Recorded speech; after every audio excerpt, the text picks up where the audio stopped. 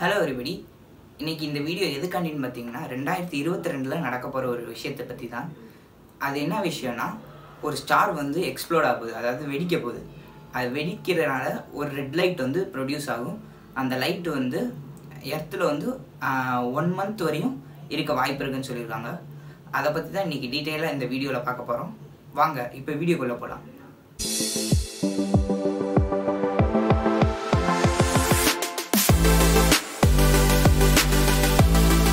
நான் முன்னாடியே சொன்ன மாதிரி ஒரு ஸ்டார் வெடிக்க போகுது. அந்த ஸ்டாருக்கு வந்து KIC 938223ன்னு பேர் வச்சுருக்காங்க. அந்த ஸ்டார் வந்து எப்படி வெடிக்குது, எதனால் வெடிக்குது அப்படிங்கிறத பற்றி தான் இன்றைக்கி இந்த வீடியோவில் பார்க்க போகிறோம். ஃபஸ்ட்டு வந்து அந்த ஸ்டாரை பற்றி சொல்கிறேன். அது வந்து ஒரு பைனரி சிஸ்டம் ஸ்டார். அந்த பைனரி சிஸ்டம் ஸ்டார்னால் என்னென்னு சொல்கிறேன். பைனரி சிஸ்டம் ஸ்டார்னால் எக்ஸாம்பிளுக்கு வந்து இப்போ வந்து இது ஒரு ஸ்டார், இது ஒரு ஸ்டார்னு எடுத்துக்குவோம். இது வந்து பெரிய ஸ்டார், இது வந்து சின்ன ஸ்டார்னு வச்சுக்குவோம். இது வந்து இதோட ஆக்சிஸு. இது ரெண்டும் அப்படியே இந்த ஆக்சிஸை பேஸ் பண்ணி சுற்றும்.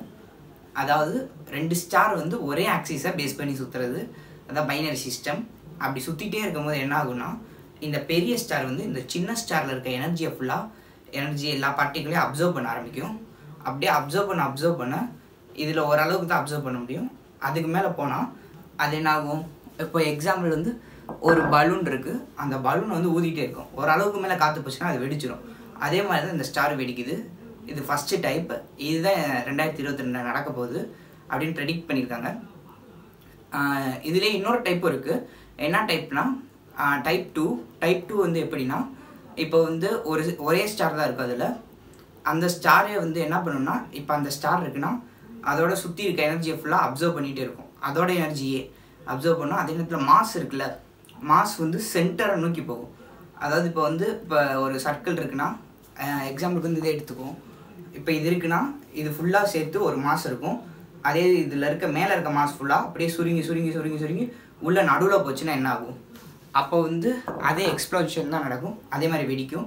அப்படி வெடிக்கிறனால இன்னொரு டைப் வந்து அந்த பிரைட் லைட் வரும். அந்த பிரைட் லைனுக்கு பேர் வந்து சூப்பர் நோவான்னு சொல்லுவாங்க. ரெட் கலரில் வர்றது வந்து ரெட் நோவான்னு சொல்கிறாங்க.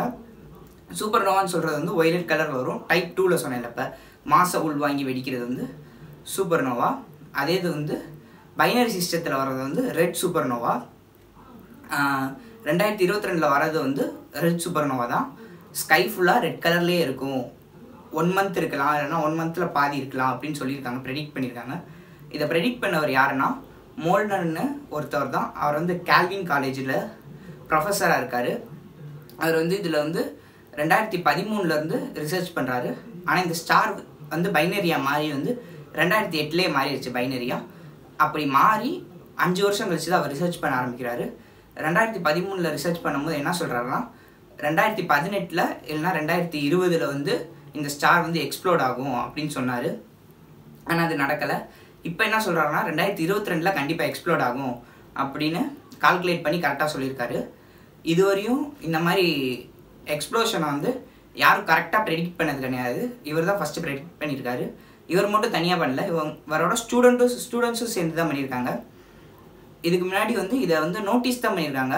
இந்த மாதிரி இந்த இடத்துல வெடிக்குது, இந்த இடத்துல வந்து இந்த மாதிரி லைட் சேஞ்ச் ஆகுது அப்படிங்கிற நோட்டீஸ் தான் பண்ணியிருக்காங்க. யாரும் கரெக்டாக இந்த டைமிங்கில் தான் வெடிக்க போகுது அப்படின்னு ப்ரெடிக்ட் பண்ணதில்லை.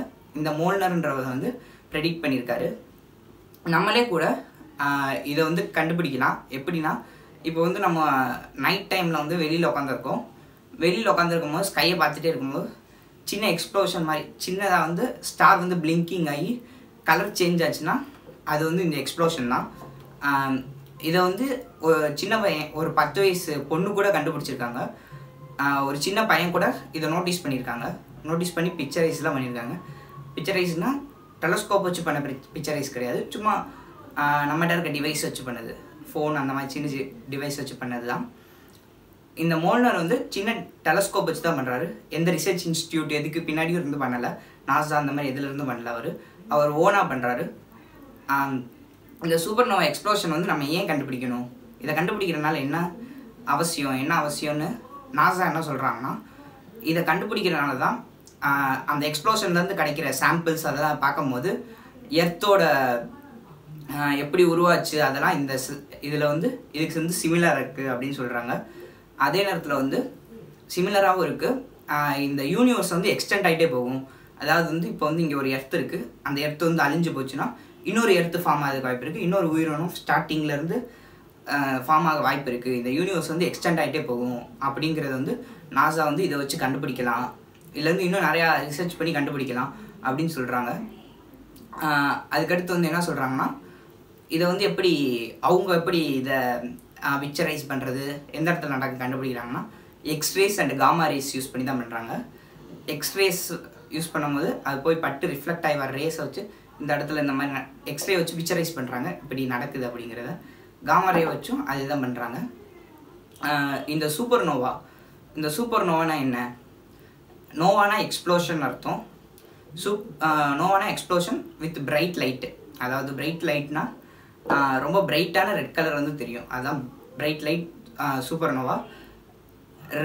அது வந்து வயலட் கலர் இருக்கும். ரெட் சூப்பர்னோவா வந்து ரெட் கலரில் ஃபார்ம் ஆகும். இதுதான் 2022 நடக்கும் போது ரெட் சூப்பர்னோவா. 2022 பாதியில் கூட நடக்கலாம், எப்போ வேணால் நடக்கலாம். ஆனால் வந்து 1 month இல்லைன்னா 15 days வந்து ஸ்கை வந்து ரெட் கலரில் இருக்கும் அப்படின்னு வந்து ப்ரெடிக்ட் பண்ணியிருக்காங்க. ஏற்கனவே 2018 20 பண்ணியிருக்காங்க. இந்த 2022 அவங்க சொன்னது நடக்குதா அப்படின்றது பார்ப்போம்.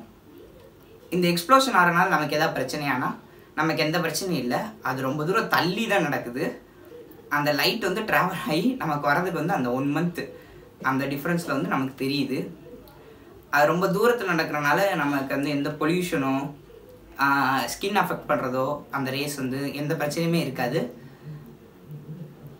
இந்த பைனரி சிஸ்டம் வந்து எப்படி ஒர்க் ஆகுதுன்னு சொல்லிட்டு நினைக்கிறேன். அந்த அப்சர்வ் பண்ணும், கடைசி ஸ்டேஜில் வந்து எக்ஸ்ப்ளோர்ட் ஆகும். இதெல்லாம் சொல்லியாச்சு. இதுதான் இன்றைக்கி 2022 நடக்க போகிறது. இந்த விஷயத்தை தான் இன்றைக்கி சொல்லலாம்னு நினச்சேன் இந்த வீடியோவில். இந்த 2 டைப் சூப்பர்னோவாவும் வந்து லைட் ஃபார்ம் ஆகும். இதே மாதிரி இன்னொரு லைட் ஃபார்ம் ஆகிற ஒரு ஃபினாமினான் இருக்குது. அது என்னென்னா பல்சர். அதாவது பல்சர்னால் பல்சேட்டிங் ரேடியோ சோர்ஸ்ன்னு சொல்லுவாங்க, அது ரேடியோ வேவ்னு சொல்லுவாங்க. அது எப்படின்னா, இப்போ வந்து ஒரு மாஸ் இருக்குது. அதாவது வந்து இப்போ எர்த் எடுத்துக்குவோம் எக்ஸாம்பிளுக்கு. எர்த்து வந்து ஒரு ஆக்சிஸை வந்து பேஸ் பண்ணி சுற்றிட்டுருக்கு. அதாவது வந்து இப்போ வந்து இது ஒரு சர்க்கிள், அதுக்கு நடுவில் வந்து இங்கே ஒரு ஆக்சிஸ், இதை பேஸ் பண்ணி தான் எர்த்து வந்து ரொட்டேட் ஆகும். அப்படி ரொட்டேட் ஆகும்போது அதை சுற்றி மேக்னெட்டிக் ஃபீல்டு இருக்கும். மேக்னெட்டிக் ஃபீல்டு வந்து அந்த ஆக்சிஸுக்கு அப்படியே பேரலாக தான் இருக்கும்.